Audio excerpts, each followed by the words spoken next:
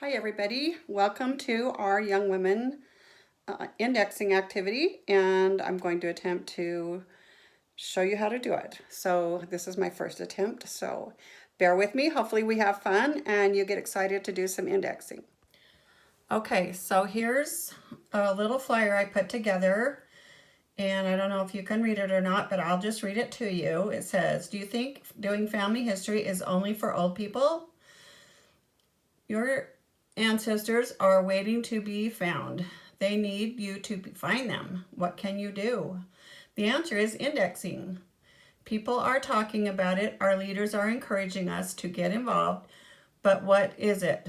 And why is it important? How can each of us help?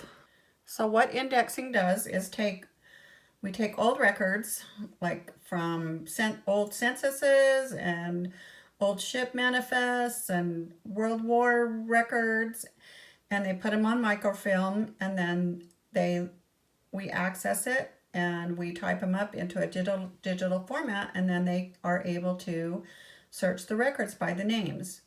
So some fun facts that I put on the flyer about indexing is you can index anytime or anywhere, even in your pajamas. All you need is to have a computer or a tablet.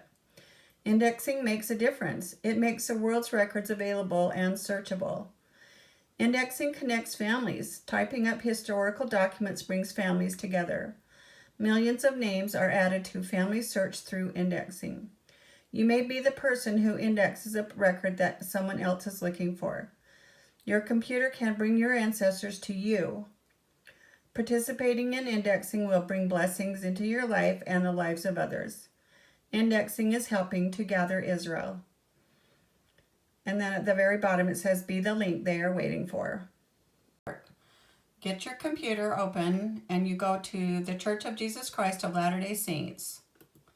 You click that, and that brings up your screen.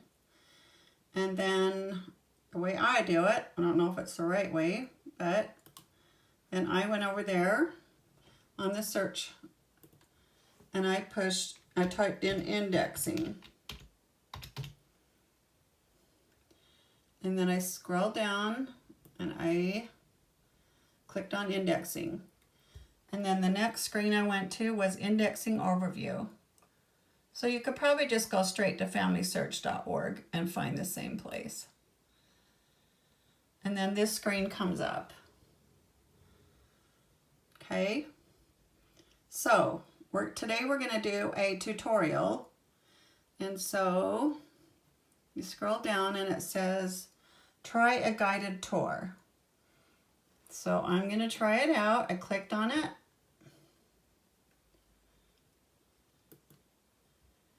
Let's see what happens. There it goes. Okay, so I should have told you this in the very beginning, but to be able to do this, you have to have an LDS account. So here I am, I'm Rhonda Crossman, and I'm going to type in my password. Okay, so I typed in my password, and I'm going to do sign in. So if you don't have an account, you need to create one, and your parents can help you, or if you have a question, you can call me. Okay, here we go. So it says, welcome to the Family Search Indexing Guided Tour. So I'm going to start my tour, and so it's brought up a record here. It says the first step, examine the image, step 1 of 7. Your first step is to determine whether this image should be indexed. Usually the answer is yes. And so then you click next. So what you'll find out when you're doing indexing is there's all sorts of instructions, and you kind of have to read them because each type of record that you're going to get could be a little different. So over here on the right, it says project instructions, and that gives you the instructions on what to do for this project you're working on. So I'm just going to click it out. Okay, so there's the record. Sorry if I make you dizzy. Okay, so right here, it gives you the instructions. It says index information, step 2 of 7. Index information from the image as instructed in each field. Click the question for help with this field. So type the individual's given name. So if you go over here and you look on here, and you can see that the man's name is Holmes, his middle name is Quincy, and his last name is Miller. So his given name. So I found out that you have to type the first and the middle name as the given name. So his name's Holmes Quincy. Whoops. Okay, I can type. Okay, Holmes Quincy. See, that's his. Okay, and then you go over here and you press, to continue it says press tab, but I think I want to do the return. I think at the tab is when you're already done, but maybe not. Okay, his last name is Miller, so you type in Miller and his residence town. So you look over at the record. His residence town is Savannah.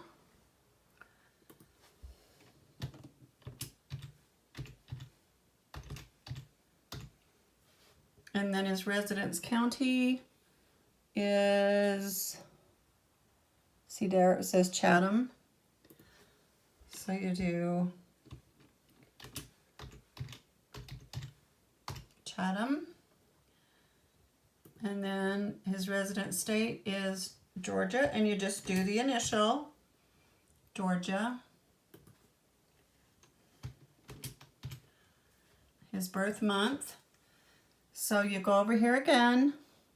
You have to kind of, some of them you have to read, and they're a little harder. So you right there is his date of birth was July 17th of 1900. So his birth month is July.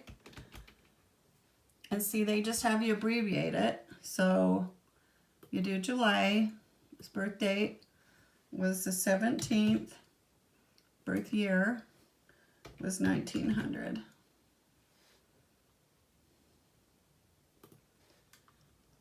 Scroll down. Birth town or county. And there again,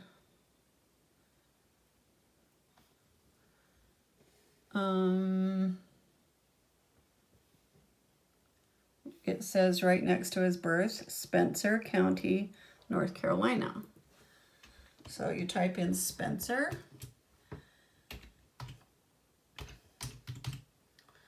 And then you go down to birth state, and it is North Carolina. So you put North Carolina.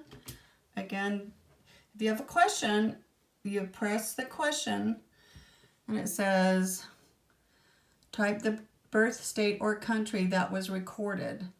Do not correct spelling or expand abbreviations. Do not index punctuation except hyphens and apostrophes when they were written as part of the place.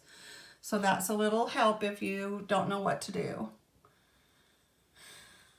Okay, and then over here on step 7, let's see, it says, after you type the birth state, press submit batch to complete the guided tour.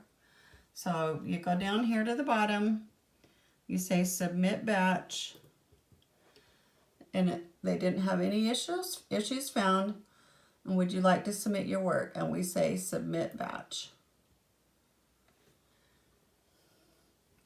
And then it gave me a little pat on the back, and it says great job, test drive completed successfully. So then after we practice, then you can go to find batches. Okay. So on this screen, sorry if I'm making you seasick, find batches. So this is a record of indexing that I've done in my life. I've done 164 names. Haven't done it for a while. So here it says click find to start indexing. So then you can put on here if you want like a beginning batch, and then it'll pull up easier. I would do beginning if you're just starting. And then, so these are the biographical cards from 1830 to 2000. And then if you want to index it, then you press index. Oh, and now it says all indexing batches are completed or checked out. So if we run into this, you can try some intermediate ones. So you go back over here and you click intermediate, search, and then some other ones will come up. And so you can try these, but they're a little harder to read. So you just have to read the project instructions all the way through, and it'll show you exactly what you're doing. See, these are a little harder to read than the beginning ones. Anyway, if you want to do it and try it and you can't get any beginning batches, then maybe have your mom or your dad or someone that can help you go through it. And so since I'm not going to index these records, then I need to return them. Otherwise, they'll stay saved to me. And the way that you return batches is, I can't remember. Batches is you go up here and you click on batch and you go down to return batch. And then it takes you back to your screen.